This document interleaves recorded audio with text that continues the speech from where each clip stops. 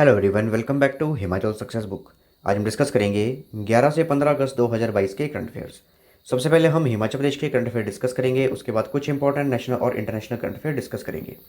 इसके अलावा अगर आपको इस सेशन की पीडीएफ चाहिए तो आप टेलीग्राम चैनल से डाउनलोड कर सकते हैं। टेलीग्राम पर सर्च कीजिए हिमाचल सक्सेस बुक और वहाँ से आप इस सेशन की पीडीएफ प्राप्त कर सकते हैं। स्टार्ट करते हैं discussion. First question is The state level Independence Day function was held at which place in district Sirmaur on 15th अगस्त 2022। राज्य स्तरीय स्वतंत्रता दिवस समारोह 15 अगस्त 2022 को जिला सिरमौर के किस स्थान पर आयोजित किया गया था? तो सिरमौर जिला के सराहन में आयोजित किया गया था state level independence day function. इस बार जो हमने इंडिपेंडेंस डे मनाया वो 76th इंडिपेंडेंस डे था हमारे इंडिया का। 75 ईयर पूरे कंप्लीट हो चुके हैं और इस बार जो था हमारा 76th इंडिपेंडेंस डे था। और हिमाचल प्रदेश में जो स्टेट लेवल फंक्शन मनाया गया इसके लिए वो सिरमौर जिला के सराहन में मनाया गया। Which regional hospital has been presented with the first prize in Himachal Pradesh under the कायाकल्प अवार्ड स्कीम फॉर 2021-22? 2021-22 के लिए कायाकल्प पुरस्कार योजना के तहत हिमाचल प्रदेश के किस क्षेत्रीय अस्पताल को प्रथम पुरस्कार प्रदान किया गया है? तो ये हमारा है रीजनल हॉस्पिटल कुल्लू। तो हाल ही में जो हमारा रीजनल हॉस्पिटल कुल्लू है यानी कि कुल्लू का क्षेत्रीय अस्पताल है उसे कायाकल्प पुरस्कार योजना 2021-22 के तहत हिमाचल प्रदेश में प्रथम पुरस्कार प्रदान किया गया है। देखिए, जो कायाकल्प पुरस्कार है इसके अंतर्गत जो हमारा स्वच्छ भारत अभियान है उसके तहत जितने भी हॉस्पिटल हैं उनमें राष्ट्रीय गुणवत्ता आश्वासन मानक यानी कि नेशनल क्वालिटी अश्योरेंस स्टैंडर्ड के अनुसार जो भी प्रदर्शन करते हैं उनके बेसिस पर ये अवार्ड दिया जाता है। यानी कि जो ये स्टैंडर्ड्स बनाए गए हैं हमारे नेशनल क्वालिटी अश्योरेंस स्टैंडर्ड उनके अंतर्गत देखा जाता है कि कौन कौन से हॉस्पिटल किस तरह से कार्य कर रहे हैं और उन्हीं के बेसिस पर अवार्ड दिया जाता है। तो कायाकल्प पुरस्कार का फर्स्ट अवार्ड दिया गया इस बार, वो दिया गया रीजनल हॉस्पिटल कुल्लू को। इससे पहले वर्ष 2017-18 के लिए भी जो कुल्लू का क्षेत्रीय अस्पताल है उसे प्रथम पुरस्कार दिया गया था। The 13th edition of Indo-US Joint Special Force Drill Exercise Vajrapraha 2022 has been commenced at which place in Himachal Pradesh? Bharat America संयुक्त विशेष बल अभ्यास वज्रप्रहा 2022 का 13वां संस्करण हिमाचल प्रदेश के किस स्थान पर शुरू हुआ है? तो ये चंबा के बकलोह में शुरू हुआ है। तो हाल ही में भारत और अमेरिका के बीच में एक एक्सरसाइज है, उसका नाम है एक्सरसाइज वज्र प्रहार। इसका 13th एडिशन यानी कि 13वां संस्करण जो है हिमाचल प्रदेश के चंबा के बकलोह में शुरू हुआ है। चंबा के बकलोह में स्पेशल फोर्स ट्रेनिंग स्कूल है, वहाँ पर ये एक्सरसाइज परफॉर्म की जा रही है। 21 दिनों तक ये एक्सरसाइज चलेगी। इसके अलावा जो 12th एडिशन था 12वां संस्करण था उसे 2021 में अक्टूबर महीने में परफॉर्म किया गया और अमेरिका के वाशिंगटन में इस एक्सरसाइज को कंप्लीट किया गया था। The HP State Olympic Games will be hosted jointly by which districts in the last week of August? Himachal Pradesh राज्य ओलंपिक खेलों की मेजबानी अगस्त के अंतिम सप्ताह में किन जिलों द्वारा संयुक्त रूप से की जाएगी? तो ऊना और कांगड़ा के द्वारा संयुक्त रूप से की जाएगी। तो हिमाचल प्रदेश के जो राज्य के ओलंपिक खेल होंगे वो अगस्त के अंतिम सप्ताह में होंगे और ऊना और कांगड़ा इन दोनों जिलों के द्वारा संयुक्त रूप से यहाँ पे मेजबानी की जाएगी। लगभग 2000 से अधिक जो है खिलाड़ी इसमें पार्टिसिपेट करेंगे। इसके अलावा जो हिमाचल प्रदेश के राज्य ओलंपिक संघ है, स्टेट ओलंपिक एसोसिएशन है, उसके जो अध्यक्ष हैं, चेयरमैन हैं, वो हमारे ग्रामीण विकास मंत्री वीरेंद्र कंवर हैं। The Himachal Pradesh government is jointly with which foundation is implementing a programme to transform government school classrooms into smart classroom? Himachal Pradesh सरकार संयुक्त रूप से किस फाउंडेशन के साथ मिलकर सरकारी स्कूल की कक्षाओं को स्मार्ट कक्षाओं में बदलने के लिए एक कार्यक्रम लागू कर रही है? तो कौन सी फाउंडेशन है ये? इसका नाम है संपर्क फाउंडेशन। तो संपर्क फाउंडेशन और हिमाचल प्रदेश सरकार मिलके ये हिमाचल प्रदेश के जितने भी सरकारी स्कूल हैं उनके जो भी क्लासरूम हैं उन्हें स्मार्ट क्लासरूम में कन्वर्ट करेंगे। इसके लिए इन्होंने प्रोग्राम भी लॉन्च कर दिया है। The Himachal Pradesh government has formed a committee under whose chairmanship to monitor apple prices? Himachal सरकार ने सेब की कीमतों की निगरानी के लिए किसकी अध्यक्षता में एक समिति का गठन किया है? तो ये है डॉक्टर राजेश्वर सिंह चंदेल। डॉक्टर राजेश्वर सिंह चंदेल जो हमारी doctor Y S Parmar university Nauni है जो कि सोलन जिले में स्थित है उसके वाइस चांसलर हैं और इनकी अध्यक्षता में एक कमेटी बनाई गई है और जो भी प्राइसेस हैं हिमाचल प्रदेश में एप्पल्स के, सेब के, उनकी ये निगरानी करेगी। इसके अलावा अगर हम ऑप्शन में देखें, ये जो प्रोफेसर शशि धीमान हैं जो हमारी हिमाचल प्रदेश टेक्निकल यूनिवर्सिटी हमीरपुर है उसके वाइस चांसलर हैं।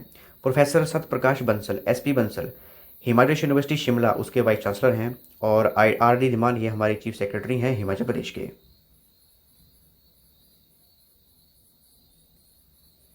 विच skin disease is spreading in animals in Himachal Pradesh due to humid weather. Himachal Pradesh में आर्द्र मौसम के कारण जानवरों में कौन सा त्वचा रोग फैल रहा है। और काफ़ी जानवर जो हैं उनकी मृत्यु भी हो चुकी है इस रोग की वजह से, और काफ़ी फैल रहा है हिमाचल प्रदेश और अन्य राज्यों में भी। और इस रोग का नाम है lumpy skin disease. Lumpy skin disease इस तरह का स्किन डिजीज़ होता है, आप देख सकते हैं इस गाय में किस तरह से ये त्वचा को ख़राब कर रहा है, और स्किन का ये डिजीज़ है और काफ़ी जानवरों की मृत्यु हो चुकी है। Which of the following organisation will work with Himachal Pradesh government to promote heritage tourism.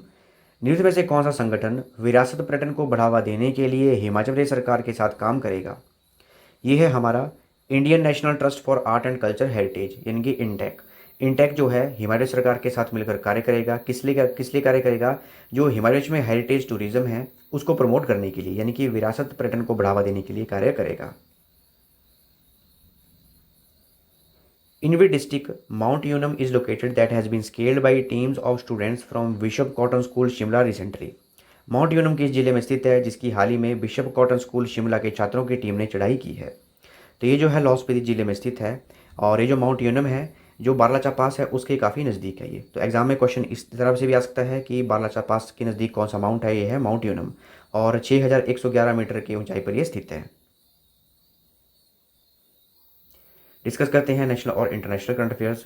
First question is who was recently appointed as the 49th chief justice of India by the president of India Droupadi Murmu. हाल ही में भारत की राष्ट्रपति द्रौपदी मुर्मू द्वारा भारत के 49वें मुख्य न्यायाधीश के रूप में किसे नियुक्त किया गया है। तो नए जो चीफ जस्टिस ऑफ इंडिया बने हैं वो बने हैं उदय उमेश ललित। ये हैं उदय उमेश ललित, और ये 49 चीफ जस्टिस बने हैं हमारे भारत के। और इनसे पहले जो है वो है एन वी रमना, ये है एन वी रमना। इसके अलावा ध्यान रखिएगा कि 27 अगस्त को इनकी ओथ सेरेमनी होगी, इनका शपथ ग्रहण समारोह होगा, और इन्हें नया चीफ जस्टिस नियुक्त किया जाएगा, और 27 अगस्त को ये जो है रिटायर हो जाएंगे। इसके अलावा कुछ बातों का और भी ध्यान रखिएगा, जैसे कि भारत के संविधान के आर्टिकल 124 में लिखा गया है कि जो सुप्रीम कोर्ट के जज हैं उनकी रिटायरमेंट की जो एज है वो है 65 ईयर्स। और आर्टिकल 217 के अकॉर्डिंग लिखा गया है कि जो हाई कोर्ट के जज हैं उनकी जो रिटायरिंग एज है वो है 62 ईयर्स। काफ़ी बार एग्जाम में क्वेश्चन पूछा जाता है और इनमें ही कन्फ्यूजन होता है। याद रखिएगा सुप्रीम कोर्ट के जो जजेज हैं उनकी रिटायरिंग एज जो है वो 65 ईयर्स है, और जो हाई कोर्ट के जज हैं उनकी जो रिटायरिंग एज है वो है 62 ईयर्स।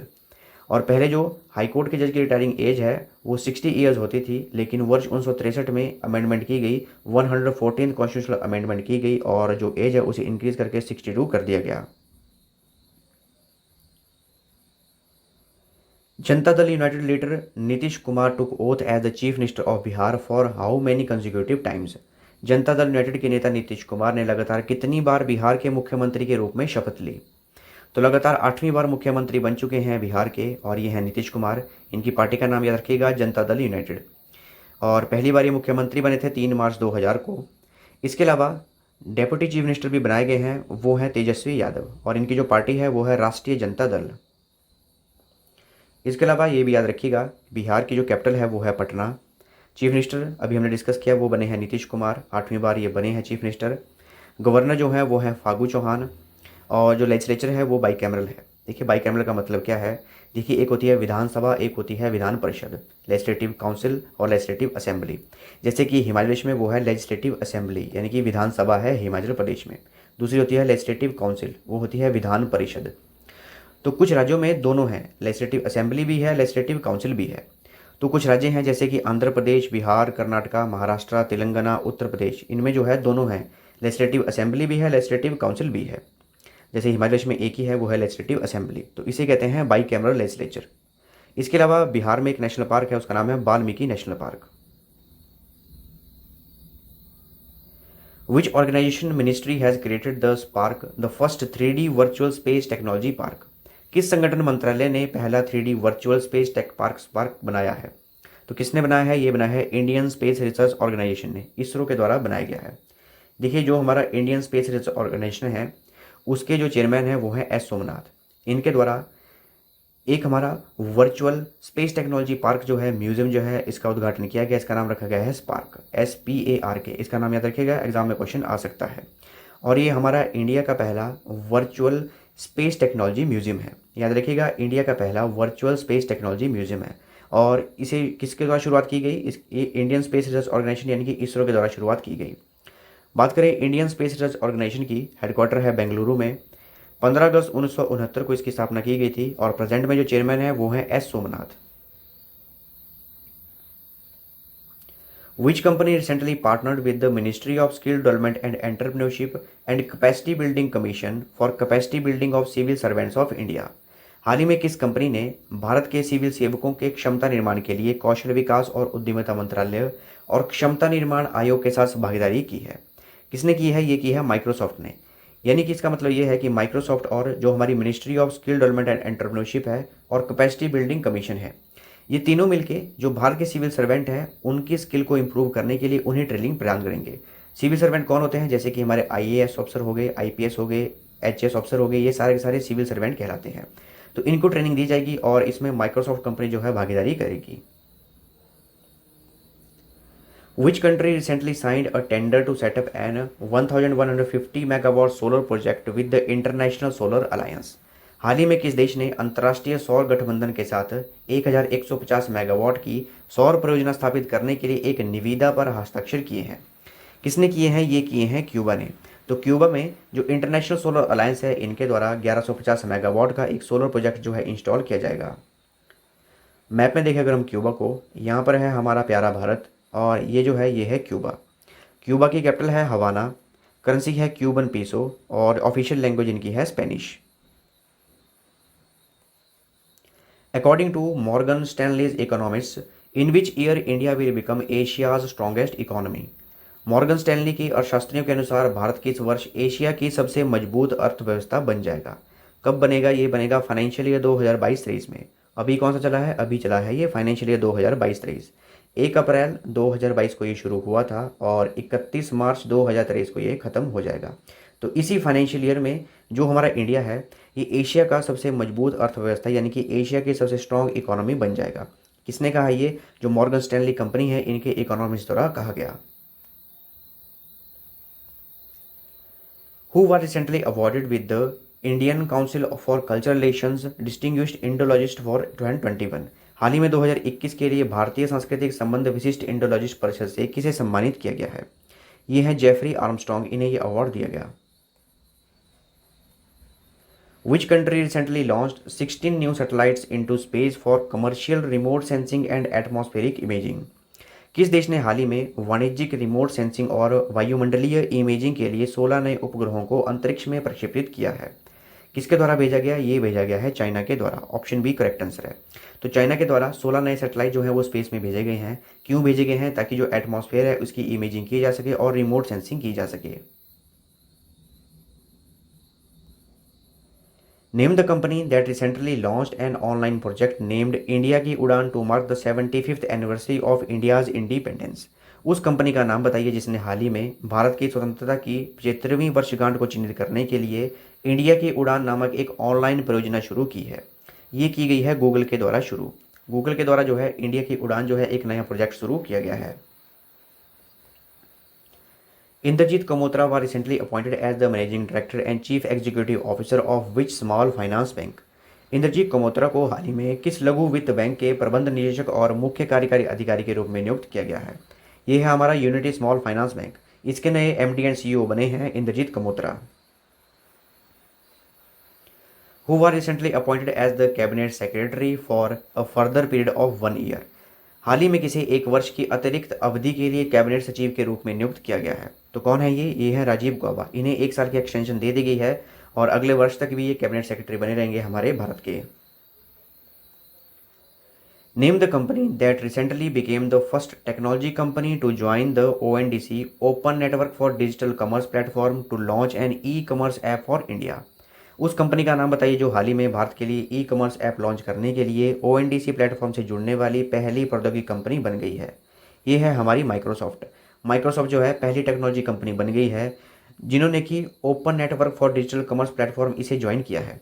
इसके अलावा इन्होंने एक ई-कॉमर्स ऐप भी लॉन्च की है भारत के लिए। Which bank recently became the first bank in India to frame a policy to finance makers of lab-grown diamonds? कौन सा बैंक हाल ही में प्रयोगशाला में विकसित हीरों के वित्त निर्माताओं के लिए नीति तैयार करने वाला भारत का पहला बैंक बन गया है? ये बना है हमारा स्टेट बैंक ऑफ इंडिया। देखिए जो SBI बैंक है वो भारत का पहला ऐसा बैंक बन गया है जितने भी लैब में डायमंड बनाए जाते हैं उनकी फाइनेंसिंग के लिए, जो भी बनाते हैं उनकी फाइनेंसिंग के लिए इन्होंने नई पॉलिसी बनाई है। 23rd grand slam singles title winner Serena Williams announced her retirement. In which year did she receive her first major single title. 23 grand slam एकल खिताब विजेता सेरेना विलियम्स ने संन्यास की घोषणा की है। उन्होंने अपना पहला प्रमुख एकल खिताब किस वर्ष प्राप्त किया था? तो कब जीता था पहला ग्रैंड स्लैम इन्होंने? ये जीता था 1999 में। तो सेरेना डेरेक विलियम्स, इन्होंने रिटायरमेंट अनाउंस कर दी है और जो इनका लास्ट टूर्नामेंट होगा वो होगा यूएस ओपन। यूएस ओपन जो है 29 अगस्त को शुरू होगा और 11 सितंबर तक चलेगा और इनका ये लास्ट टूर्नामेंट होगा। और ये अमेरिका की ही रहने वाली है, यूनाइटेड स्टेट्स की, और 23 ग्रैंड स्लैम टाइटल इन्होंने जीत चुकी हैं। और पहला जो जीता था वो 1999 में जीता था, 1999 में, और वो जीता था इन्होंने US open. Which of the following countries recently received membership status from the International Cricket Council? निम्नलिखित में से किस देश को हाल ही में अंतर्राष्ट्रीय क्रिकेट परिषद आईसीसी से सदस्यता का दर्जा प्राप्त हुआ है? जो तीनों के तीनों देश हैं, उज्बेकिस्तान, कंबोडिया और कोटे डी इवोरे, इन तीनों को ही आईसीसी जो है मेंबरशिप प्रदान हुई है। आईसीसी हमारा इसकी फुल फॉर्म है इंटरनेशनल क्रिकेट काउंसिल, और जितना भी वर्ल्ड में क्रिकेट खेला जाता है उसकी सारी निगरानी की जाती है आईसीसी के द्वारा, और मेंबरशिप भी यही प्रदान करते हैं। तो उज्बेकिस्तान, कंबोडिया और कोटे डिवोरे, इनको जो है मेंबरशिप प्रदान कर दी गई है आईसीसी के द्वारा। Which organization recently released a book named Fauna of Thategad Bird Sanctuary and Report on the Threatened Animals of Kerala? किस संगठन ने हाल ही में थटेगढ़ पक्षी अभयारण्य का जीव नामक एक पुस्तक और केरल के खतरे वाले जानवरों पर एक रिपोर्ट जारी की है? ये की गई है जूलॉजिकल सर्वे ऑफ इंडिया के द्वारा। United states speaker Nancy Pelosi visited which country that cause tension between China and US? संयुक्त राज्य अमेरिका की स्पीकर नैन्सी पेलोसी ने किस देश का दौरा किया जिसने चीन और अमेरिका के बीच तनाव पैदा कर दिया? तो ये है नैन्सी पेलोसी, और अभी हाल ही में ताइवान गई थी, और ताइवान पर जो है चाइना अपना ऑफिशियल हक जताता है, और इसी वजह से जो है चाइना जो है अमेरिका से नाराज हो गया था, तो अभी ताइवान के दौरे पर ये गई थी। इसके अलावा ताइवान की जो कैपिटल है वो है ताइपी सिटी। ये थी हमारी डिस्कशन, और अगर आपको इस सेशन की पीडीएफ चाहिए तो आप टेलीग्राम चैनल से डाउनलोड कर सकते हैं। टेलीग्राम पे सर्च कीजिए हिमाचल सक्सेस बुक, और वहाँ से आप इस सेशन की पीडीएफ प्राप्त कर सकते हैं। इसके अलावा इंस्टाग्राम, टेलीग्राम, फेसबुक, इन पे फॉलो कर सकते हैं। So thanks for watching video, do like, share and subscribe my channel.